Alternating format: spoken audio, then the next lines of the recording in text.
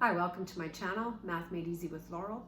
I'm Laurel, and in this video we're going to talk about scientific notation.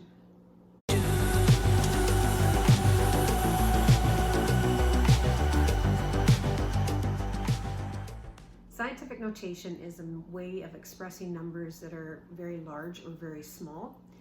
And in this video we're going to take a look at how you take a number in normal notation and change it to scientific notation. As well, we're going to talk about how you take it in scientific notation and express it in normal notation. And I also want to talk about how you use the scientific notation function on your calculator. So first of all, a bit of a definition about what a number in scientific notation should look like. It'll be some number, and that number has to be between 1 and 10. It can be equal to 1, but it can't be equal to 10. So it has to be greater than or equal to 1, but less than 10. And that number is multiplied by a power of 10, 10 to some exponent called k, where k is an integer. So that means it can be positive or negative, but it has to be a whole number. So for example, 3.16 times 10 to the 5 is a number in scientific notation. In order to change a number that's written in scientific notation to normal notation, we're simply going to be moving the decimal point, because when you multiply by powers of 10, you're either moving your decimal point to the right or to the left. If the exponent is positive, you're going to move your decimal point to the right, and you're going to actually move it 5 places. One way you can think about this is equivalent to 3.16 times 10 to the 5th is 100,000, a 1 with 5 zeros. So when we multiply 3.16 times 100,000, we will get 316,000. So if you take a look at where your decimal point was and where it is now at the end of this number, we've moved it 1, 2, 1, 2, and then 3 more places we had to have zeros in as placeholders. So 316,000 is equivalent to 3.16 times 10 to the 5th. Let's take a look at some more examples. In our next example, we have a negative exponent. So in this case, we're not going to move our decimal point to the right. We're going to move our decimal point to the left. Our number has to get smaller when we have a negative exponent. 10 to the negative 6 is 0.000001. So when we move our decimal point 6 places to the left, we move it 1 place to the left, and then we have to move it 5 more places, so we need those 5 zeros as placeholders.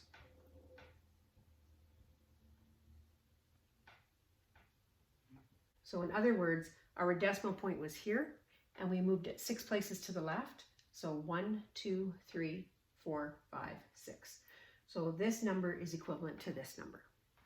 In order to convert a number in regular notation to scientific notation, we're going to do the opposite. In our next example, we have a number written in normal notation, 52 billion, and we want to change it to scientific notation. There is no decimal point, so we understand it's at the end of the number. And we're going to move it in this direction until our number is between 1 and 10. So we're going to continue moving it until it's between the 5 and the 2. So it's 5.2 times 10 to the, how many places do we move our decimal point? 1, 2, 3, 4, 5, 6, 7, 8, 9, 10.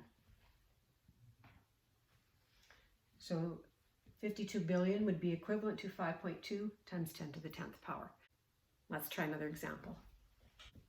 In this example, we're again going to move our decimal point this time to the right until we have a number between 1 and 10. So I'm going to move the decimal point between the 6 and the 2. So it's going to be 6.28.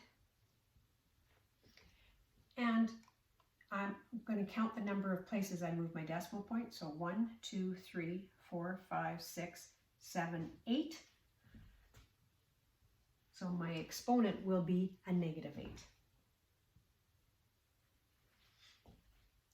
The exponent should be negative if your number is less than 1.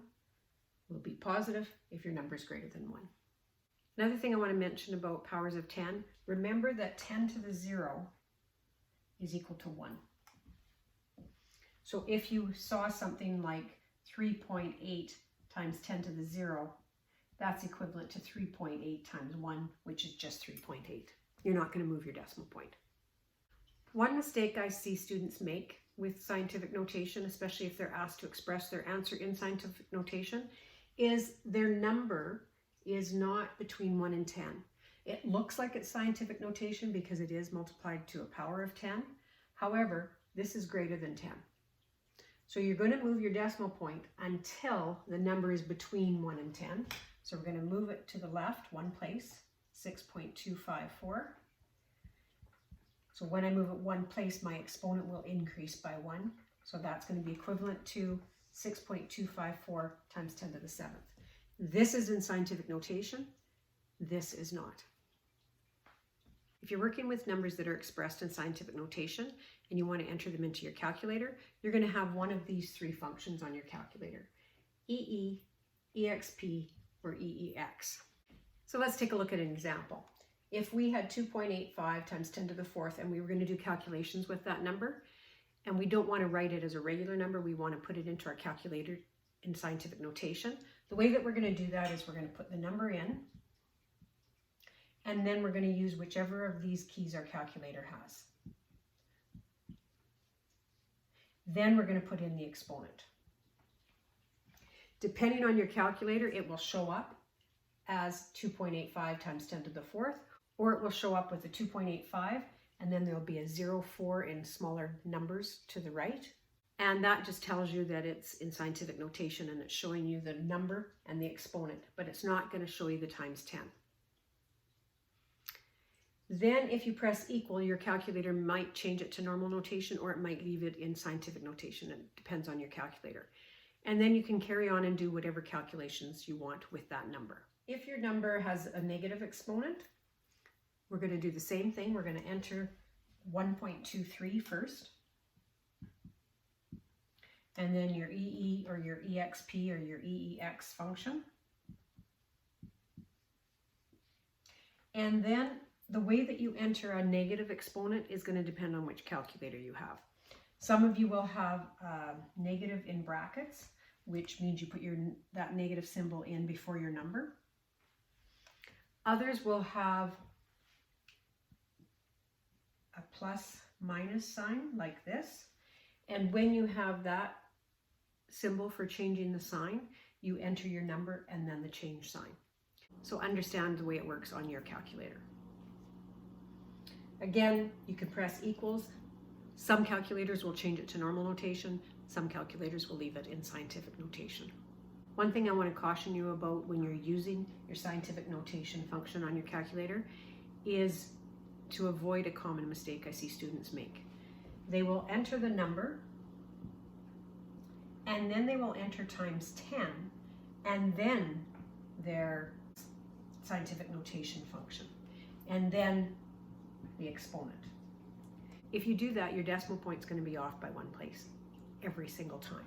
You do not need to press times 10. Your calculator understands that it's times 10 when you do this function.